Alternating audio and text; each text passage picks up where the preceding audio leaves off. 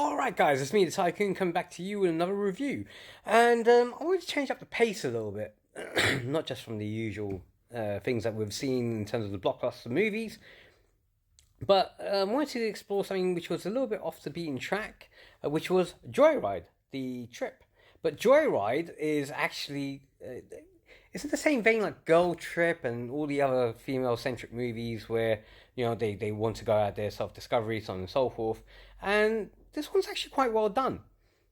I really enjoyed this movie, well acted every step of the way, and it sets up the friendships at the beginning. You would have seen the intro on TikTok. That's what actually made me think, you know what, I want to see this movie, because it starts off with two friends in a predominantly white American suburbia, and they're the only two, I would say, Far East Asian would be the best way of saying this, because I'm from the UK, and when we say Asian, it's me. Guys who are South Asians, Pakistanis, Indians, Sri Lankans, Bangladesh, we're classed as Asians.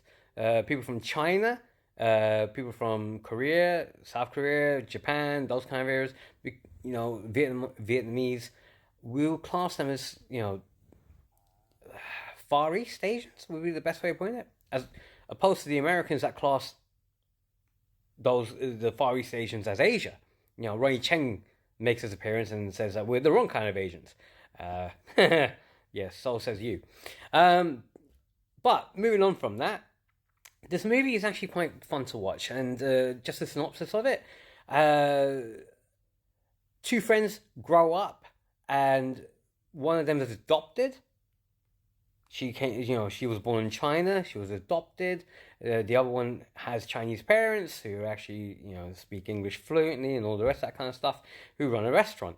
And as they grow up over the years, you see the sort of cultural dissidence with the one who's adopted, because she was adopted by white parents, and she doesn't know how to speak the language or anything like that, and she wouldn't learn that because her parents didn't speak it. So exposing her to that culture, she knows very little about that culture.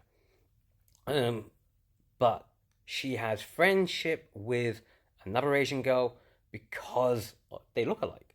And sometimes that's what happens, with the story of Milli Vanilli. The two, Rab and Fab, got together because they were the only two black guys who knew each other in the European city.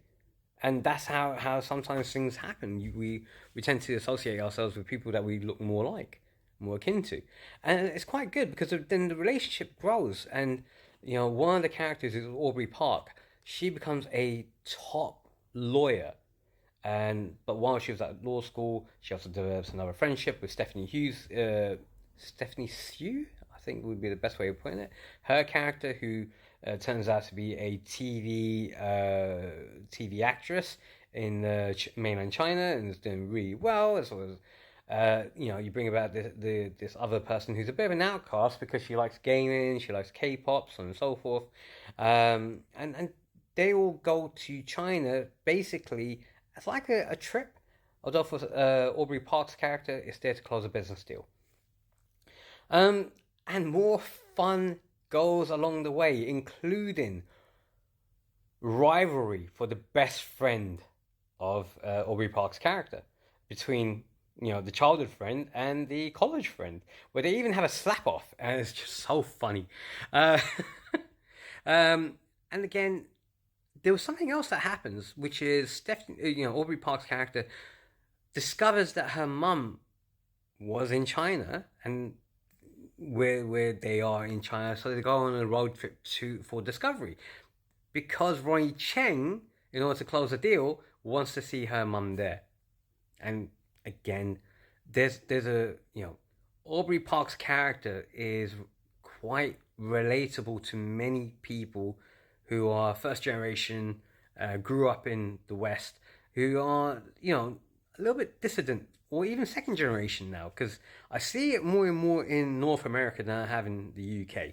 In the UK, the ethnic minorities, whether you're Asian, from whichever background you are, hold on to a lot of their cultural values and their language. It's very rare that you see the kids of that community lose even the mother tongue language. And those that do lose it, well, they feel like outcasts. Not because they are, but it's because they don't know how to integrate. And you see that. And this movie explores that in a very light-hearted way, in a comedic way.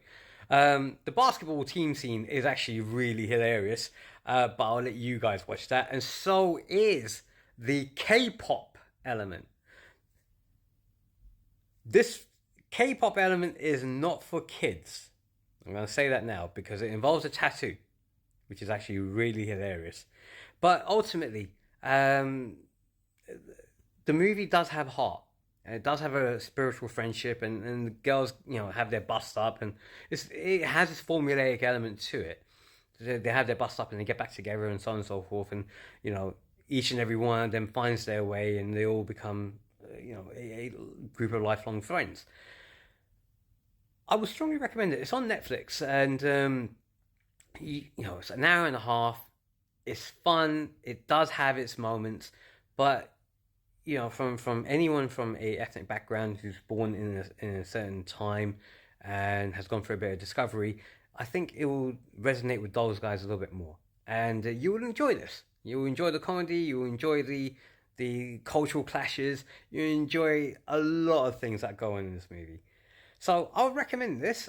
If I was to put a number on it, I wouldn't really want to put a number on it, but it's 7 out of 10 would be the best way of putting it.